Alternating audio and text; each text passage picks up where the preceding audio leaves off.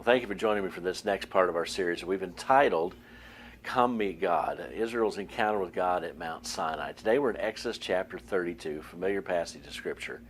And as we study the Scriptures together, we want to talk about substitutes, spiritual substitutes. You know, now sometimes substitutes work out well, but sometimes if you substitute the wrong thing for the right thing, you have disaster. Several years ago, Julie was working one afternoon, and I wanted to do something domestic around the house. There were some bananas, and I'd watched her make banana bread, enjoyed banana bread many times. I knew where her recipe was, so I thought, I'm a reasonably intelligent person. So I get all the ingredients out, and I'm putting it all together, and get it all, all the batter made, and I put it in the oven, and go back a few minutes thinking I'm going to look in there and see this nice banana bread baking and smelling it, although the smell is not the same. And rather than rising up and being bread-like, it sort of just sat there, sort of brick-like. Not wanting to disturb the magic of the process, I let it go its full amount of minutes, and I take it out, and it is just this block of tar. It's the best way to describe it. Like, what went wrong? And suddenly I got looking back through what all I'd done and discovered rather than putting flour in, I got into a bin of confectioner's sugar. So imagine the amount of sugar that was in this and no flour. It just was a mess. Wrong substitute. And the mess that Israel gets into today is much worse, but just as noticeable. In Exodus chapter 31, verse 18, we find these last words of that chapter where it says, and remember now, Moses has been on the mountain up talking to God for 40 days, 40 nights, from Exodus 24 all the way here to the end of 31. And when he had made an end of speaking with him on Mount Sinai, he gave Moses 2 tablets of the testimony, tablets of stone, written with the finger of God. So God confirms this covenant in writing in these stone tablets, and he's going to bring them down. And in 32, we begin to see these substitutes come into play. Now, when the people saw that Moses delayed coming down from the mountain, the people gathered together to Aaron and said to him, Come, make us gods that shall go before us. As for this Moses, the man who brought us up out of the land of Egypt, we do not know what has become of him. There is so much wrong. There is so much wrong in those verses, okay? First of all, they saw that he was delayed. So this is the first spiritual substitute, to substitute our human plans for patience in God. Sometimes we just have to allow God time to work. And God said he was going to bring them out. Moses is going to be the leader in 40 days. I understand you get a little antsy, getting a little worried. Maybe the conclusion was, he wasn't as righteous as he thought he was, and God struck him dead. Bam, he's down, he's dead. We need a new leader. But notice how quickly they dismiss Moses. He says, as for this Moses, the man who brought us out of Egypt, we don't know what's become of him. Just that guy, whoever that guy was. And then they say, Come make us gods that shall go before us. Why do they need gods to go before us when they've gotten this far without the need of those gods?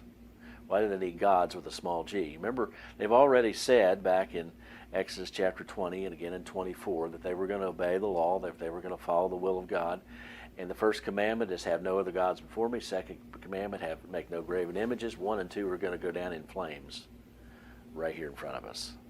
Let's make us gods. So first thing we need to think about is this. Why do we have, this is your first discussion question. Remember how we're doing this. If you want to just pause, have the discussion, meditate. If you're doing this with yourself, maybe you could write in your journal some of the things that you're thinking about. If you're doing this with someone else, this would be a great discussion point. Why is it so difficult for us to wait on God? Why is it? Stop and take a moment and think about that. As you think about those things that it's difficult to think about, why is it we wait on God? We just want to see. We want to know. We feel like time's wasting if there's not something going on. But I want you to think that through and just remember that if God says wait, just wait. Delay does not mean denial. And there's an old saying, when in doubt, don't. Don't move forward until you have all those doubts erased as you go before God. By the way, I hope you do have your study guide. It should look like this one. It's downloadable from probably wherever you're watching this video, especially if you visit our main website at livingthewordtoday.com and go to the teaching series, go to this one that's titled Come Meet God. So think about that one. But then it moves on. It gets even worse, verses 2 and 3. And Aaron said to them, Break off the golden earrings which are in the ears of your wives, your sons, your daughters, and bring them to me. So all the people broke off the golden earrings which were in their ears and brought them to Aaron. And he received gold from their hand, and he fashioned it with an engraving tool. We'll stop there in the middle of verse 3. So you see here that he comes before them, Aaron now. Remember, now this is Aaron. This is Moses' brother. This is the man destined to be the high priest. And think about this. He comes and he says, well, here's what we're going to do. You bring me some gold, and when you bring me this gold, we're going to do something with it.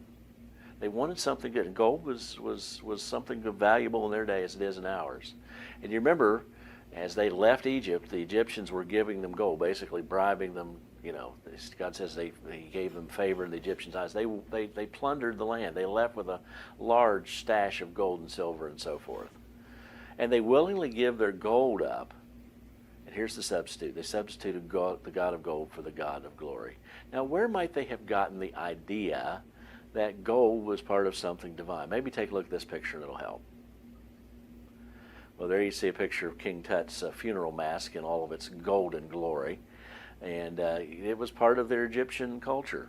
Now, they had gotten out of Egypt, but so far God had not gotten Egypt out of them yet. And they just kind of reverted back to the worship that they knew back in Egypt. And they went back. So, but they're thinking that material things, flashy things, eye-appealing things could take them to a place where God wanted to be and where they could find fulfillment. Instead, in the glory of God. We live in a world that is markedly materialistic. We put an emphasis on the things we have, and we feel left out about the things that we don't have. With that in mind, God calls us to engage our minds in thinking about Him and to open our hearts to encounter Him, because it's the God of glory that gives us enjoyment, satisfaction, peace, and tranquility in this life. It does not come from the things we have. Have you noticed how the things that we have, how quickly they become old and need replaced? You know, I've got a new phone. It's version 11. How exciting. Well, now we got version 20 out, and then version 21. And you know, we just have to always be in this constant sense of getting what's next and the greatest and the best and all that. Well, there's nothing wrong with having things as long as things don't have us. But we need to make sure those things don't get away. Here's a question. How can we keep from being captivated by flashy things? You think about that. What's some things you can put in your life that would be a preventative and a guard against that? Well, you've had some time to discuss and think through that question. Let's move on to the next thing. They substituted sight for faith. They wanted something that they could see to be the object of their worship, not this God that is unseen. They wanted to live by sight, not by faith. And it says in verse 4, and he received the gold from their hand, and he fashioned it with an engraving tool, and made a molded calf. And then they said, this is your God, O Israel, that brought you out of the land of Egypt. How amazing. By the way, no one believed that. This gold, they just saw it being made. They donated the gold to its material so they'd have the raw materials to make the thing. This is the God that made us. I mean, it's ludicrous. It is ridiculous.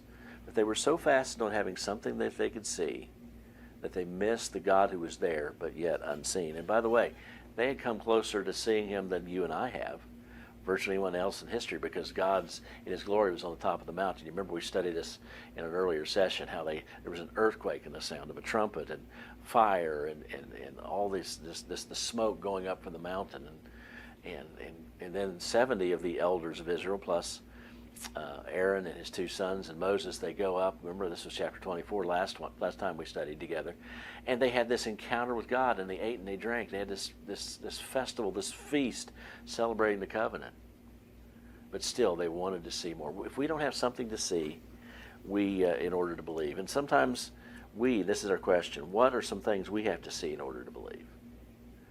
It may be just as simple as this. You know, I prayed about something, and until I see it, I'm not going to trust God. Or God's going to have to show me something. Or God's going to have to prove His existence. We're told over in the book of Hebrews that those who come to God must believe that He is, and He's a rewarder of those who diligently seek Him. We just have to come and believe. God wants us to believe in Him, based on the Scriptures, without any additional proof. He doesn't have to prove Himself. You think about with us, you know, you say, "Hey, trust me," and someone says, "Well, you got to prove it." Well, we might feel a little offended by that. And you understand, we are not always the most trustworthy persons. But God is utterly trustworthy. Think how offensive that is to Him. And next, they substituted, what we're just going to call it this way, play for worship. Verse 5, so Aaron saw it. He built an altar before it, made a proclamation, said, tomorrow is a feast to the Lord. Then they rose up early the next day, offered burnt offerings and brought peace offerings, and the people sat down to eat, drink, and rose up to play. So they're having this celebration. They're fully into their experience.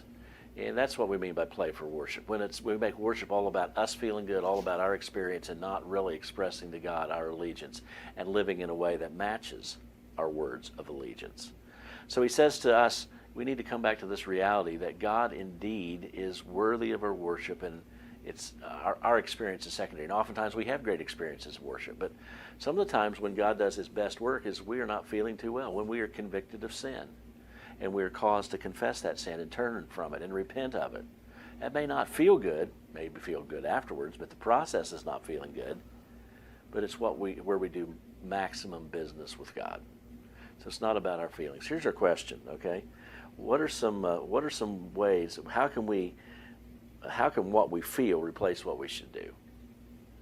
And even listen to the worship songs that we sing. Is it about me feeling a certain way, or is it about honoring God? Now, you can take those words of a worship song and turn them around in your heart and offer them as praise to God. And we can give thanks for the things that we feel. And there's a lot of feelings here. I'm not saying we just are completely rational and devoid of any emotion.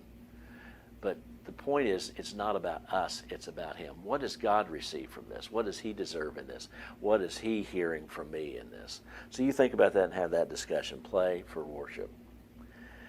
And then lastly, we're going to look at this one. Stubbornness versus humility. Let's just look at what this says about where Israel is. And the Lord said to Moses, "Get down, for your people have brought you out of the land of Egypt, whom you brought out of the land of Egypt, have corrupted themselves." And he describes what's going on. In verse 9, God says this. And the Lord said to Moses, "I have seen this people. Indeed, it is a stiff-necked people. It is a people that are just stubborn." He says, I've talked to them, I've brought them, I've rescued them, I'm feeding them every day, I've gotten water out of a rock, I've done these miracles for them, and they just won't stiff-neck. Now, stiff-neck comes from this concept of two oxen being in a yoke. And if you turn the neck, the oxen would go a certain way, okay? And a stiff-necked ox would be one that you can't turn, you can't influence. It's going to go the way it wants rather than the way that the driver wants. He says, you become stiff-necked. You're going to go the way you want, not the way I want you to go. And probably, if truth be told, there is a stubborn streak in every last one of us. Here's the question. Why is taking directions so hard? So hard. It is indeed, isn't it? I want to give you a bonus one. This is not on your list of 5 in your study guide, but it's one that I want to just kind of get to. If you want to look on down the page, when Moses comes down, remember he breaks the tablets of stones. In verse 20, he tears down, he burns the calf and grinds the gold into powder, throws it in the water, makes them drink it. And you may think, what is that all about? Don't mean to be too graphic, but gold is not digested, okay? It passes through the system. So he was taking that in the water, they were drinking it, and it went through the system, and it came out as the byproduct of our eating, if we could say it that way. That's what he thought about it. That's what he says, that's my contempt for this thing that you've done. And he got it in a form that they weren't going to have anything to do with it. And verse 21, this is Aaron. And Moses said to Aaron, "What did this people do to you that you have brought so great a sin upon them?" And Aaron said, "Do not let the anger of my Lord become hot. You know the people, that they are set on evil." It's their fault. It's their fault. This bonus one. We sometimes substitute a half-truth for true confession. Aaron's sort of not telling the whole story in this as he tells Moses what happened. He says, well, it's the people, their fault. He goes on.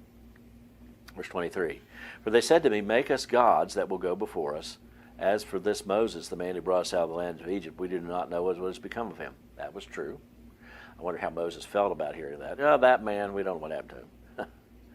And now look at verse 24. This is where he fudges the truth a little bit. "And I said to them, 'Whoever has any gold, let them break it off.' So they gave it to me, and I cast it in the fire, and this calf came out." Well, if you go back to verse 4 in this chapter, it says he received it from their hand, he fashioned it with an engraving tool, he made it a calf. Here he makes it sound like, Moses, it was a miracle, you should have seen it. We just got all this gold, we threw it in the fire, and this calf came walking out. If you really want to be a person that avoids the spiritual substitutes, we need to confess everything fully to God. Aaron, I think, somehow is spared in all of this, when sometimes we wonder why he was, because he was certainly complicit in the plot. But it just illustrates that sometimes we have a hard time telling on ourselves, and we need to do that. So you continue to think about those spiritual substitutes. I hope the discussion guide is going to help you, and I hope you just enjoy it. We'll be back next time as we continue this study that we've entitled, Come Meet God.